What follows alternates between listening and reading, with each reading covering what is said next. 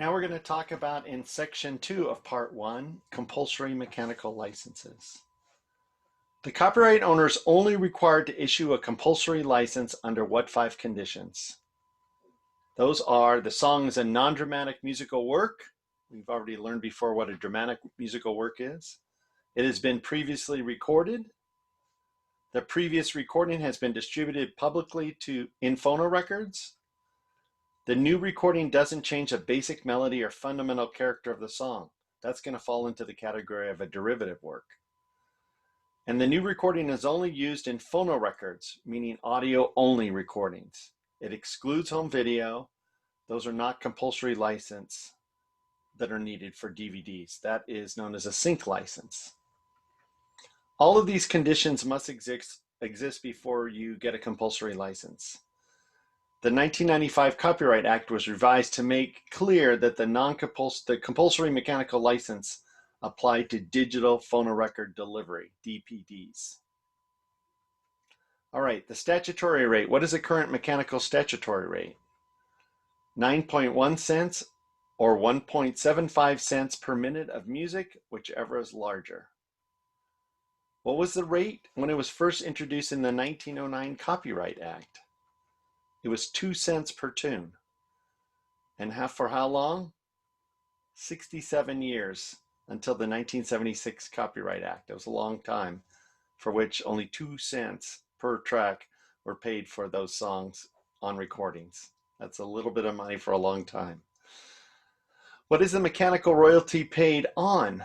The definition: it's paid on all records made and distributed as opposed to made and sold. And what's the difference? It means that the royalty is paid on free goods. This part is only for compulsory licenses, and it can be negotiated out in a negotiated license. What is this and what is their function? Specifically, the Copyright Royalty Board. It's a 3-judge panel that sets the mechanical royalty rates, the cable TV secondary transmission rates, the non-commercial broadcast for non-dramatic works rates, digital performance of sound recording rates, digital delivery of phonorecords. And this was formed in the Copyright Royalty and Distribution Reform Act of 2004. It replaced the Copyright Arbitration Royalty Panel, known as CARP, which was started in 1993. What did CARP replace? CARP replaced the Copyright Royalty Tribunal, CRT, established with the 1976 Copyright Act. Now, foreign mechanicals are treated a little differently. They are paid as a percentage of the wholesale price, not a length of the track or just per track. I'm not going to try to pronounce this because I'll slaughter it, but that organization sets royalty rates in Europe outside of the UK, and the rate is currently 11% of PPD.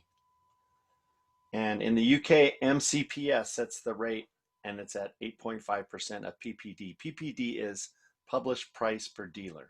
So it's like the wholesale price. So publishers, what do? Well, the writer assigns their copyrights to publishers who then exploit them.